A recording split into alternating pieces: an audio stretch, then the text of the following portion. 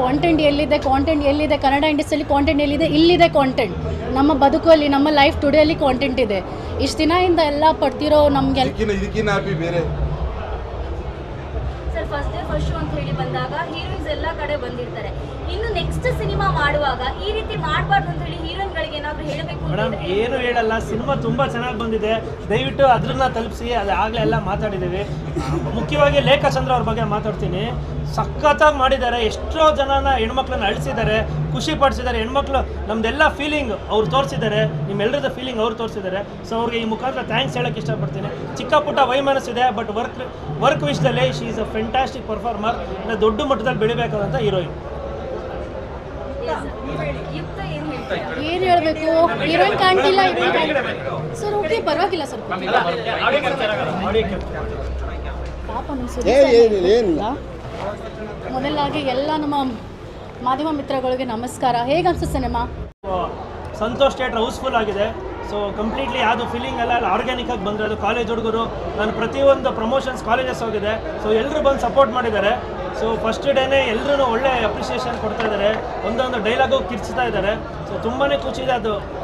ಅದು ಮುಖ್ಯವಾಗಿ ಎಲ್ಲ ಎಮೋಷ್ನಲ್ ಆಗಿ ಕನೆಕ್ಟ್ ಆಗ್ತಾ ಇದ್ದಾರೆ ಸಬ್ಜೆಕ್ಟ್ಗೆ. ಸೊ ಅದನ್ನೇ ಟಾರ್ಗೆಟ್ ಮಾಡಿ ನಾವು ಮಾಡಿದ್ದು.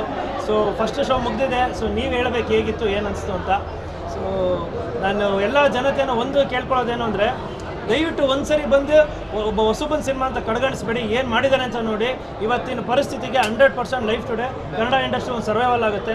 ಆ ನಂಬಿಕೆಯಲ್ಲೇ, ಆ ಒಂದು ಕಾನ್ಫಿಡೆಂಟಾಗಿ ಈ ಸಿನಿಮಾ ಮಾಡಿರೋದು. ಸೊ ದಯವಿಟ್ಟು ಬಂದು ಎಲ್ಲ ಥಿಯೇಟ್ರಲ್ಲಿ ಸಿನಿಮಾ ನೋಡಿ. ನಿಮ್ಮೆಲ್ರಿಗೂ ಒಂದು ತಿಂಗಳು ಕಾಡೋಂಥ ಸಿನಿಮಾ ಇದು. ಆ್ಯಂಡ್ ಇವಾಗ ಫಾರ್ ಎಕ್ಸಾಂಪಲ್, ನಾನು ಪ್ರತಿ ಸರಿ ಹೇಳಿದ್ದೀನಿ, ಈಗಲೂ ಓಪನ್ ಆಗಿ ಹೇಳ್ತಾ ಇದ್ದೀನಿ, ತಮಿಳಿನ ಲವ್ ಟುಡೇ, ತೆಲುಗಿನ ಬೇಬಿ ಎರಡನ್ನೂ ಮೀರ್ಸ್ ಅಂತ ಕನ್ನಡ ಲೈಫ್ ಟುಡೇ ಬಂದಿದೆ. ಒಂದು ಸರಿ ಬಂದು ಥಿಯೇಟ್ರಲ್ಲಿ ಸಿನಿಮಾ ನೋಡಿ. Thank you.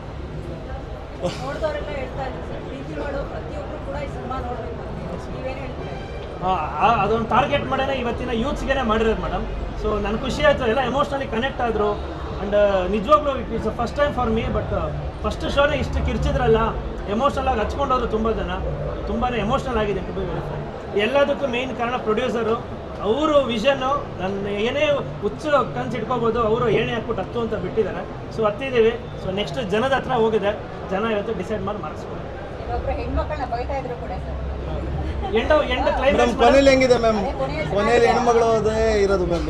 ಅವರ ಒಂದು ಫೀಲಿಂಗ್ಸ್, ಅವರ ಒಂದು ಎಮೋಷನ್ನು, ಅವ್ರು ಯಾಕೆ ತಪ್ಪು ಮಾಡ್ತಾರೆ, ಯಾಕೆ ಅವರ ಒಂದು ಡಿಸಿಷನ್ ಏನಕ್ಕೆ ರಾಂಗ್ ಆಗುತ್ತೆ, ಇದೇ ಲೈಫ್ ಸ್ಟೂಡೆಂಟ್ಸ್ ಮಾಡಿರೋದೇ ಎಲ್ಲ.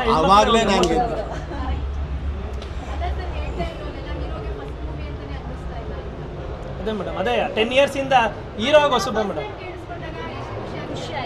ತುಂಬಾ ಖುಷಿ ಆಯ್ತು ಮೇಡಮ್. ಟ್ರೈಲರಲ್ಲೂ ಹೇಳಿದರು, ಬಟ್ ಇಲ್ಲೂ ಅದೇ ಹೇಳ್ತಾ ಇದ್ದಾರೆ. ಅದೇ ಇದರಿಂದ ಒಂದು 10 ವರ್ಷದ ಒಂದು ಕಷ್ಟ ಇದೆ. 10 ವರ್ಷ ಸತತ ಬಾರಿ ಏನೇನೋ ಕಷ್ಟಪಟ್ಟಿದ್ದೆ. ಎಂಡ್ ಆಫ್ ದ ಡೇ ಇವರೇ ಬಂದು ಕೈ ಹಿಡಿದಿದ್ದು. ಸೊ ನಾನು ಬದುಕಿರೋವರೆಗೂ ಮೇಘನಾ ಪ್ರೊಡಕ್ಷನ್ ಹೌಸ್ಗೆ, ಪ್ರದೀಪ್ ಸರ್ಗೆ ಋಣಿಯಾಗಿರ್ತೀನಿ. ಆಮೇಲೆ ನನಗೆ ಮೇನ್ ಸಾಥ್ ಕೊಟ್ಟಿದ್ದು ನಮ್ಮ Sudeep sir. As A brother ಆಗಿ ನಿಂತಿದ್ರು, ಆರ್ಟಿಸ್ಟ್ ಆಗಿರಲಿಲ್ಲ. ಸರ್ ನೀವು ಗೆಲ್ಲಬೇಕು ಸರ್, ನಿಮ್ಮ ಕೈಲಿ ಆಗುತ್ತೆ ಸರ್. ಹಾಂ ಹೌದಾ? ಪಾತ್ರ ಮೇಡಮ್. ಆವಾಗಲೇ ನಾನು ಗೆಲ್ಲೋದು ನೋಡಿ. ಈಗ ಹೇಳಿದ್ರಲ್ಲ, ಎಲ್ಲರೂ ನಿಮಗೆ ಬೈತಾ ಇದ್ರು ಅಂತಂದ್ರಲ್ಲ, ಆವಾಗಲೇ ನಾನು ಗೆದ್ದಂಗೆ. ಇಷ್ಟು ದಿನ ಕಷ್ಟ ಬಿದ್ದು ನಮ್ದೇನಿದೆ ನಾವು ಮಾಡಿ ನಿಮ್ಮ ಮುಂದೆ ಇಟ್ಟಿದ್ದೀವಿ. ಇನ್ನು ನಿಮ್ಮ ಕೈಯಲ್ಲಿ ಇರೋದು ನಮ್ಮ ಸಿನಿಮಾನ ಕಾಪಾಡೋದಿಲ್ಲ.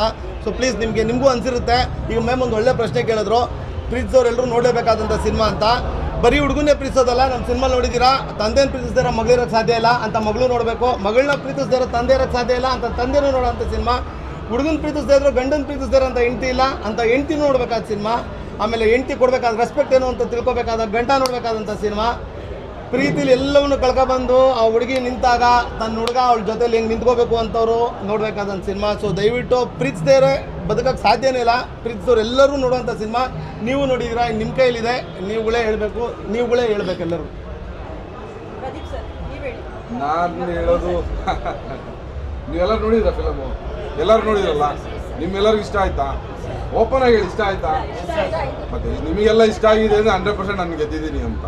ಯಾಕಂದರೆ ನೀವು ಮನ್ಸು ಮಾಡಿದ್ರೇ ನಮ್ಮ ಕನ್ನಡ ಜನತೆಗೆ ಏನು ಅಂತ ತಿಳಿಸೋಕ್ಕಾಗೋದು. ಯಾಕಂದರೆ ಕನ್ನಡ ಜನತೆಗೆ ನೀವು ತಿಳಿಸಿದ್ರೇ ಅವ್ರಿಗೆ ನೋಡಪ್ಪ ಇವರೆಲ್ಲ ಮಾಡಿದ್ದಾರೆ ಅಂತ. ಸೊ ನನಗೆ ಆರ್ಟ್ಫುಲ್ ಖುಷಿ ಸಫಿಷಿಯೆಂಟ್ ಅನಿಸಿದೆ. ಕನ್ನಡ ಇಂಡಸ್ಟ್ರಿಗೆ ಒಂದು ಒಳ್ಳೆ ಮೂವಿ ಕೊಟ್ಟಿದ್ದೀನಿ. ಫಸ್ಟ್ ಪ್ರೊಡಕ್ಷನಲ್ಲೇ ಒಂದು ಒಳ್ಳೆ ಮೂವಿ, ಒಳ್ಳೆ ಸಬ್ಜೆಕ್ಟ್ ಮೂವಿ, ಒಂದು ಹೆಣ್ಣು ಮಕ್ಕಳ ಕಥೆ ಆಧಾರಿತವಾಗಿ ನಾನು ಕೊಟ್ಟಿದ್ದೀನಿ. ಒಂದು ಹೆಣ್ಣು ಕಷ್ಟ ಏನಿದೆ ಇವಾಗ ಕೊಟ್ಟಿದ್ದೀನಿ. I full happy. ಅದನ್ನು ನಮ್ಮ ಕನ್ನಡ ಜನತೆ ಬಂದು ಎಲ್ಲ ಥಿಯೇಟ್ರಲ್ಲಿ ಮೂವಿ ನೋಡಿ ಸೊ ಹಾರೈಸಿ ಅಂತ ಕೇಳ್ಕೊಂಡು ತುಂಬ ಥ್ಯಾಂಕ್ಸ್. ಇನ್ನೊಂದು ಖುಷಿ ವಿಷಯ ಏನಂದ್ರೆ ಮೇಡಮ್, 2 ದಿನದ ಹಿಂದೆ ಬಿಟ್ಟಿದ್ದು ಬುಕಿಂಗ್ ಓರಿಯನ್ ಮಾಲ್ ಹೌಸ್ಫುಲ್, ಯಾವುದು ಫೀಲಿಂಗ್ ಮಾಡೋರು ಏನಿಲ್ಲ, ಹೌಸ್ಫುಲ್ ಫ್ಯಾಮಿಲಿ, ಅದೇ ಖುಷಿ. Sir first day first show ಅಂತ ಹೇಳಿ ಬಂದಾಗ ಎಲ್ಲ ಆರ್ಟಿಸ್ಟ್ಗಳಿಗೂ ವೆರಿ ಸ್ಪೆಷಲ್ ಆಗಿರುತ್ತೆ. ಈ ಸಿನಿಮಾದ ಫಸ್ಟ್ ಡೇ ಫಸ್ಟ್ ಶೋ ಕೂಡ ನಮಗೆ ತುಂಬಾ ಖುಷಿ ಕೊಟ್ಟಿದೆ. ಜೊತೆಗೆ ಹೀರೋಯಿನ್ ಎಲ್ಲೋ ಗೈರು ಹಾಜರಾಗಿರೋದು ಎಷ್ಟು ಹೊಡೆತ ಬಿದ್ದಿದೆ ಅಂತ. ಏನು ಹೊಡೆತ ಬಿದ್ದಿಲ್ಲ. ಸಿನಿಮಾ ಚೆನ್ನಾಗಿದೆಯಾ, ಜನ ಕಿರ್ಚಿದ್ರಾ, ನಿಮಗೆ ಖುಷಿ ಇದೆಯಾ, ಸಿನಿಮಾ ಗೆಲ್ಲಿತ್ತು ಅಷ್ಟೇ. ಜನ ನೋಡಿದ್ರಲ್ಲ ನೀವು, ಜನ ನೋಡಿದ್ರ ನಮಗೆ ಸ್ವಾಗಸಿದ್ದು ಬಂದಿದ್ದು ಮತ್ತೊಂದು ಮತ್ತೆ ನೀವೆಲ್ಲ ಬಂದಿರೋದು ಫುಲ್ ಹ್ಯಾಪಿ ಅಲ್ಲ. So ಇಷ್ಟು ಎಲ್ಲ ಸಂಘರ್ಷ, ಎಲ್ಲ ಪಡ್ತಿರೋ ಕಷ್ಟ ಸಿಲ್ವರ್ ಸ್ಕ್ರೀನ್ ಮುಂದೆ ಎಲ್ಲ ಕಾಣಿಸ್ತಾ ಇದೆ. ಕಿರಣ್ ಸರ್ ಎಲ್ಲ 3 ವರ್ಷದಿಂದ ಈ ಒಂದು ಕತೆ ಬರವಣಿ ಮಾಡಿ ಅಷ್ಟೊಂದು ಕಷ್ಟಪಟ್ಟು ಫೈನಲಿ ಆ ಔಟ್ಪುಟ್ನ ನೀವು ಸ್ಕ್ರೀನ್ ಮೇಲೆ ನೋಡಿದಾಗ ಹೆಂಗೆ ಅನ್ಸುತ್ತೆ ಗೊತ್ತಾ? ಇದೆ ಈ ಫೀಲಿಂಗ್ನ ನಾನು ನಿಜ ಹೇಳಂದರೆ ನನ್ನ ವಾಯ್ಸಲ್ಲಿ ಅವನ್ ಭಾರ ಇದೆ. ಬಿಕಾಸ್ ನಾನೇ ಸಿನಿಮಾ ನೋಡಿದಾಗ ನನ್ನೊಂದು ಅಂಶ ಇದೆ ಅದರಲ್ಲಿ. When you say Riya character, ನಮ್ಮಂಥ ಹುಡುಗಿನ ನೋಡಿದಾಗ, ಬಟ್ಟೆ ನೋಡಿದಾಗ ಅಥವಾ ಮುಖ ನೋಡಿದಾಗ ನೀವು ಜಡ್ಜ್ ಮಾಡ್ತೀರಲ್ವಾ, ಓ ಏನೋ ಹಂಗೆ ಹಿಂಗೆ ಅಂತ. ಬಟ್ ನಮ್ಮಂಥ ಹುಡುಗಿ ನಮ್ಮ ಕಾಲ ಮೇಲೆ ನಿಂತ್ಕೊಂಡು ನಾವು ಒಳ್ಳೆ ಡಿಸಿಷನ್ಸ್ ತೊಗೊಳ್ತೀವಿ. ನಮ್ಮಲ್ಲಿ ಅಷ್ಟೊಂದು ವಿ ಹ್ಯಾವ್ ದಟ್ ತಾಕತ್. ನಮ್ಮ ಹತ್ರ ಯಾರು ಕೆಟ್ಟ ಮಾತಾಡಬಾರ್ದು ಅಂತ ನಾವು ರಿಜೆಕ್ಟ್ ಮಾಡ್ತೀವಿ. ಅಂಥದ್ರಲ್ಲಿ ಎಲ್ಲ ಜೆನ್ಸೀಸ್ ಆಗಲಿ ಎಲ್ಲ, ಇಟ್ ಇಸ್ ನಾಟ್ ಅಬೌಟ್ ಒಂದು ವಯಸ್ಸು ಈ ಥರ ಹೇಳ್ತಾ ಇಲ್ಲ, ಒಂದು ಕರೆಕ್ಟ್ ಏಜ್ ಗ್ರೂಪಿಗೆ ಎಲ್ಲರೂ ಒಂದು ಡಿಸಿಷನ್ ತೊಗೊಳ್ಳೋ ಮುಂಚೆ ತುಂಬ ಯೋಚನೆ ಮಾಡ್ಕೊಂಡು ಡಿಸಿಷನ್ ತೊಗೋಬೇಕು. ಸೊ ಮೊದಲನೇದಾಗಿ ಸಿನಿಮಾ ಚೆನ್ನಾಗಿ ಬಂದಿದೆ, ಆ ಒಂದು ಖುಷಿ ಇದೆ. ಸೊ ನಿಮ್ಮ ಲೈಫಲ್ಲಿ ಏನಾದರೂ ಒಂದು ಡಿಸಿಷನ್ ತೊಗೊಳ್ಳೋ ಮುಂಚೆ ಎಷ್ಟು ಯೋಚನೆ ಮಾಡಬೇಕು ಅಂತ ಗೊತ್ತಾಯ್ತಲ್ಲ. So first of all thank you Pradeep sir, ಇವನ್ ಅವಕಾಶ ಕೊಟ್ಟಿದ್ದಕ್ಕೆ. ಮತ್ತೆ ಸಾರಿ ಹೇಳ್ತಾ ಇದ್ದೀನಿ that I am so happy. ಅಂದರೆ ಈ ಒಂದು ತಂಡಗಳು ನನಗೂ ಸುಮಾರು ಕ್ವಶನ್ಸ್ ಬಂತು. ಈಗ ನೀವು ಲೇಖಾ ಅವ್ರ ಬಗ್ಗೆ ಕೇಳಿದ್ರ, first of all is a very good actor. ಅದು ನೀವು ನೋಡೇ ಬಿಟ್ಟಲ್ಲ. ಸೊ ಓಕೆ ಏನೋ ಒಂದು ಸ್ವಲ್ಪ ಕೇಳ್ಮೇಲೆ ಆಗಿದೆ, ಪರವಾಗಿಲ್ಲ. But apart from all that ಆ ಪರ್ಫಾರ್ಮೆನ್ಸ್ ತುಂಬ ಚೆನ್ನಾಗಿದೆ. ಕಿರಣ್ ಅವ್ರ ಬಗ್ಗೆ ಏನು ಹೇಳಬೇಕು, ನೋಡಿರ್ತೀರಾ ನೀವು. ನಾನು ಆ್ಯಕ್ಚುಲಿ ಏನಪ್ಪ mass hero, content, emotions, fight ಆಗಲಿ ಎಲ್ಲದರಲ್ಲೂ ಈಸ್ A1. ಆಮೇಲೆ ಮೊದಲ ಸಿನಿಮಾ ಅಂತ ಅನಿಸ್ತಾನೆ ಇಲ್ಲ. ಇನ್ನೊಂದು ರಥರ ಬಗ್ಗೆ ಹೇಳೋದಾಗಲಿ, is again a very good performance. ಆಮೇಲೆ ಸುದ್ದಿ ಸರ್ ನೋಡಿದ ತಕ್ಷಣ ಕೋಪ ಬಂತಲ್ಲ, ಅಂದರೆ ಅವ್ರಿಗೆಲ್ಲ ಕಂಪ್ಲೀಟ್ ಇದು ಮಾಡಿದ್ದೀರಾ. ಅವ್ರ ಮಾವನಿಗೋಸ್ಕರ ನಾನು ಮಾಡಿರೋದು. ಅಯ್ಯೋ ಸೊ ಹಂಗೆ ನಿಮ್ಮ ಸಪೋರ್ಟ್ ಹಂಗೆ ನಮ್ಮ ಮೇಲೆ ಇಲ್ಲ. ಅದೇ ಮಾವಿಂದ ಆಗಿರೋದು. ಫಿಲಮ್ ಅಲ್ಲಿ ಮಾವನಿಗೋಸ್ಕರ, ರಿಲೀಫ್ ಮಾವನಿಗೋಸ್ಕರ ನೋಡಿ. ಸಿನಿಮಾದಲ್ಲಿರೋ ಮಾವನಿಗೋಸ್ಕರ. ಸೊ ಅದೇ ಸರ್, ಇನ್ನೂ ಇಮೋಷನ್ಸಲ್ಲಿ ಇದ್ದೀನಿ. ಏನೋ ಒಂಥರ ಐ ಫೆಲ್ ದಟ್ ನಾನೇ ನನ್ನ ನೋಡ್ತಾ ಇದ್ದೀನಿ. ಬಿಕಾಸ್ ಪ್ರತಿಯೊಂದು ಹುಡುಗಿರಿ ಈ ಸಿನಿಮಾ ನೋಡಿದಾಗ ನಂದು ಈ ಒಂದು ಕತೆ ಅಂತ ಅನಿಸ್ಬಿಡುತ್ತೆ. ಬಿಕಾಸ್ ನಮ್ಮ ಲೈಫಲ್ಲಿ ಈ ಥರ ತುಂಬ ಆಗುತ್ತೆ. ಈವನ್ ಹುಡುಗರು ಅಷ್ಟೇ, ಒಂದೊಂದು ಸೀನ್ ನೋಡಿದಾಗ ನಾವು ಕನೆಕ್ಟ್ ಮಾಡ್ತಾ ಇರ್ತೀವಿ, ಇಲ್ಲಪ್ಪ ನಮ್ಮ ಲೈಫಲ್ಲೂ ಈ ಥರ ಆಗಿದೆ ಅಂತ. So never judge a book by it's cover. ಮೊದಲನೇ ಪಾಠ ನನಗೆ ಈ ಸಿನಿಮಾಯಿಂದ ಬಂದಿರೋದು. ಎರಡನೇದು, ನಿಮ್ಮ ಲೈಫಲ್ಲಿ ಏನೇ ಡಿಸಿಷನ್ ತೊಗೋ ಮುಂಚೆ 10 ಸರಿ ಯೋಚನೆ ಮಾಡಿ.